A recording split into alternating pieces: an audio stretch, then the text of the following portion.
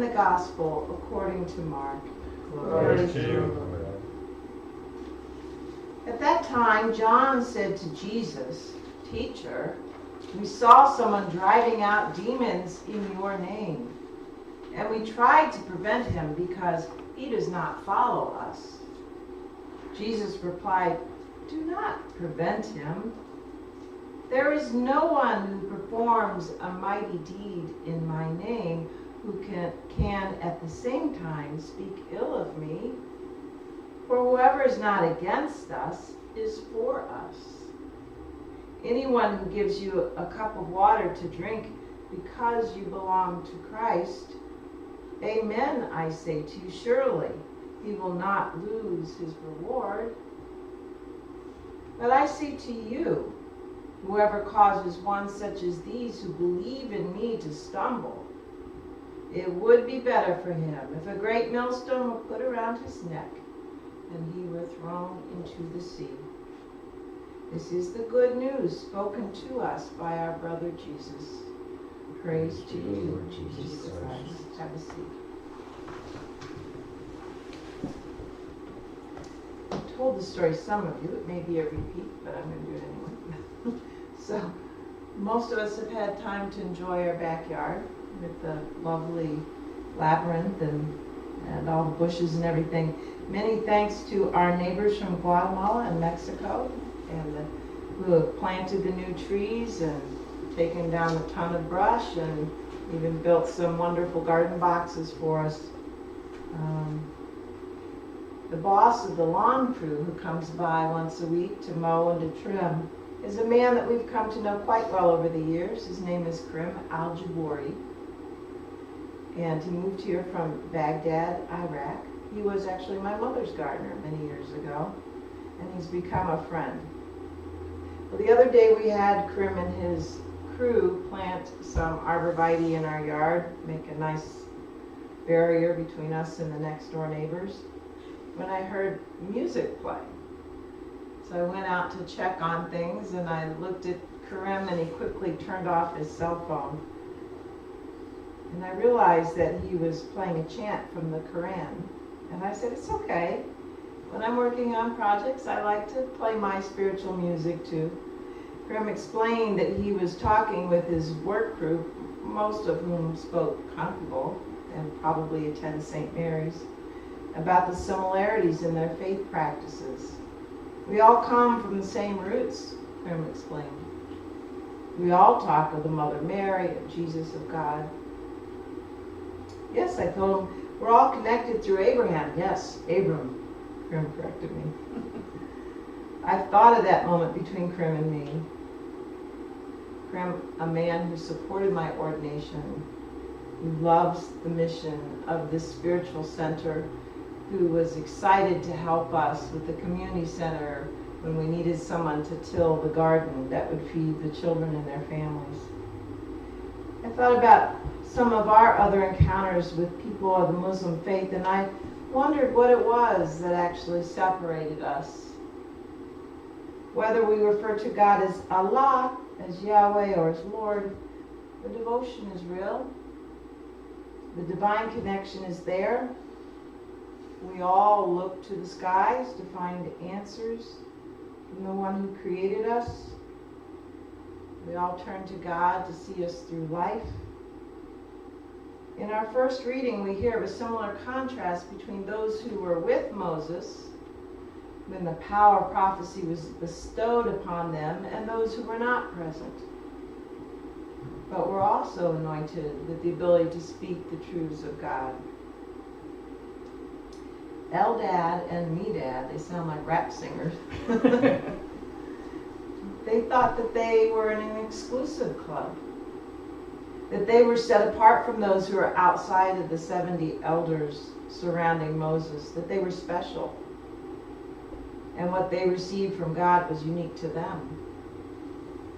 In our gospel reading, the apostles were no different. It was John who said to Jesus, "Teacher, we saw someone driving out demons in your name, and we tried to prevent him because he does not follow us." Make them stop, Jesus. We're the ones who cast out demons, not them. Jesus, tell them to stop. In the case of the ancient Hebrews, it was Joshua who said, Moses, my Lord, stop them. But Moses answered him much as Jesus did. Are you jealous for my sake? If only all the people of God were prophets. What these stories set over 500 years apart from each other reveal to us is the human need for belonging, for being a part of a group that has the inside scoop, the truth, whether it's the truth of salvation or the truth in politics. We want to align ourselves with others who think like us and discount those who don't. Think about the essence of evangelism. What is evangelism? Some would say it's driven by a deep desire to share the good news with those who are lost. Lost from what? Can you hear it? The idea that we possess what others need, that we own it. The good news. And not just that we have the ability to see how God loves a person, even if that person is incapable of seeing it for themselves. That would be good news, right? Good news that would benefit the receiver.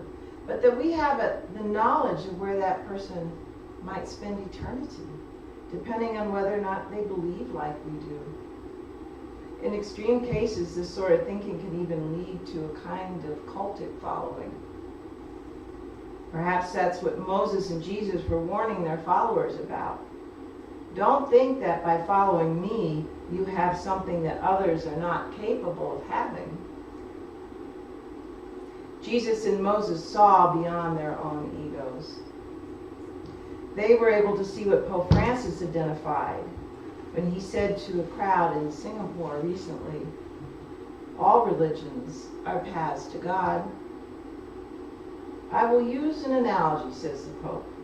They are like different languages that express the divine.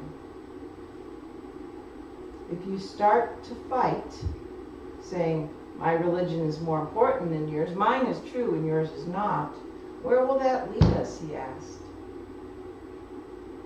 There's only one God, and each of us has a language to arrive at God. Some are Sikh, Muslim, Hindu, Christian, and they are all different paths to God. All religions are paths to God? Whoa. You mean the Catholic Church is not the one true church? The one true church? This statement put writer Tom Hoops in a tailspin as he wrote in his Benedictine college paper that this alarmed many Catholics who believe with the Catechism that all salvation comes from Christ the head through the church, which is his body. They worried that the Pope himself was saying otherwise. He's not, said Tom. Hoops then quotes the Catechism in what it says about Muslims, for instance. Together with us, they adore one merciful God, mankind's judge on the last day.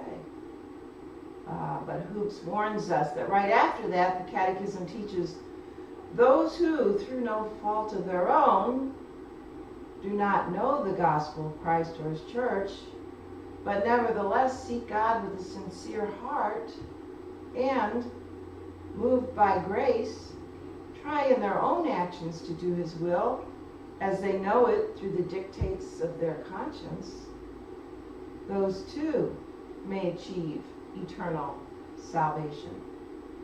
Okay, now Hoops is really sweating, and so he continues. Think of it this way, he says. When we die, every one of us, each Muslim, Hindu, Buddhist, will face Jesus Christ, our King and our Judge. Some of us will embrace him, others will flee him.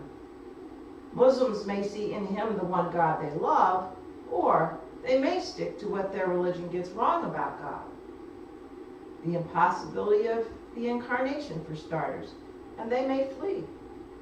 Hindus may follow what their religion gets right about transcendence, or what it gets wrong about reincarnation, and so on. I think I would rather face Jesus as judge than Mr. Tom Hoops, who, unlike the Pope, seems to be adding to our catechism. Isn't this true for all of us? We too might see what we have known in our hearts all along on those last days, or we may stubbornly cling to that which was wrong. Like the idea that we have the secret sauce to oneness with God. Thankfully, we have a God of mercy and grace. JP and I are big PBS British murder mystery fans. And in a recent episode of Grantchester, the parsonage housekeeper is challenged by the new pastor, "Why are you always hanging around here? Don't you have somewhere else to go? You're constantly cooking and cleaning and meddling in the church affairs." To which Mrs. Sylvia Chapman says something to the effect of, "Haven't you noticed that it is the women of the church that keep this place running?" The pastor then said to Mrs. Chapman, "Yes, but why do you do it?" She paused for a moment and then replied, "I suppose it is because we want to be seen." We all want to be seen, to be loved, to be valued. Every one of us. And it is in wanting to be seen and loved and valued that we are also vulnerable to the lure of cultic groups. Stephen Mather, who has a graduate degree in Iowa psychology and studies cultic groups, grew up in a Jehovah's Witness community. His research has taken him to look at cultic tendencies in evangelical Christian churches. Mather identifies three basic needs that, according to something called the self-determination theory, includes a sense of autonomy, a sense of competence, and a sense of relatedness, sometimes described as belonging. Mather identifies common patterns in cultic groups and in our churches. Using familial terms, for instance, such as father, brother, and sisters, to describe members of the group. He says the closer you feel to members of the group, the deeper the social bonds, and the greater the sense of belonging. Additionally, belonging to the group gives one a claim to something much bigger, a universal truth, God or the future of mankind. Cultic groups are high control groups. They control people's thinking and behavior, the choices about who they associate with, what jobs they do, who to marry or have a relationship with, and what to believe. Cultic groups may engage in practices called love bombing, where an interested seeker is made to feel special and loved. Often the most attractive people, Mather says, are paraded as examples of the membership in media and on church literature. While we all hold a desire for competence, many groups, while recognizing a person's competency, continually tell their members that they are useless, sinners, losers, unintelligent, uninformed. That they are told that competency requires more work, more devotion, more love for the leadership. And so they are forever on the hook with the promise of competence that never quite materializes. Cultic groups tend to manipulate and narrow the range of feelings that are allowed. Some emotions or needs are deemed evil, wrong, or selfish. You may have been told that your anger is unacceptable, or that your passion for a particular cause is unreasonable.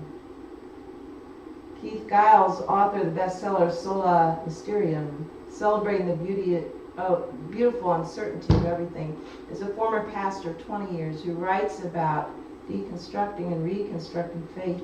He's made similar observations about the cultic tendencies in the evangelical world.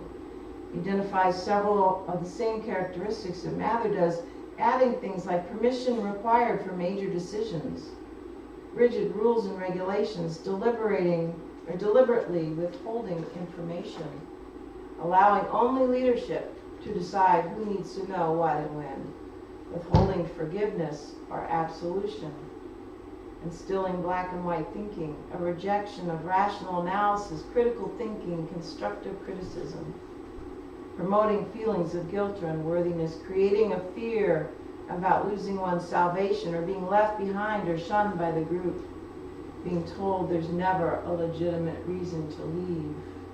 Mrs. Chapman might add to that list, being unseen. Giles continues, as you believe that you are capable of knowing what's right or wrong by yourself, you will always require an approved holy Christian leader or pastor to think for you. Moses could see that. Jesus understood. Both were responsible for preventing their followers from going down that path. Oh, that every believer would have the gift of prophecy.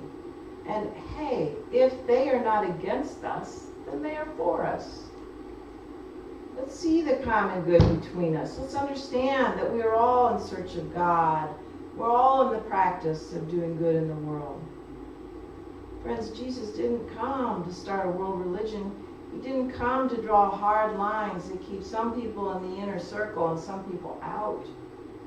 Jesus didn't demand that others think or believe a certain way. In each encounter that he had across all the Gospels, Jesus simply met the person where they were, provided a healing touch or words of challenge and encouragement, and sent them on their way. And that is what we are called to do, to walk alongside one another, to hear each other's stories, to minister to each other's needs, and to send each other off with a blessing. I've often heard it said that if you truly love another person, then you hold them loosely in the palm of your hand. For if you squeeze too tight in order to keep them in your life, in your group, in your church, then ultimately you squeeze the life out of them. And that is not love.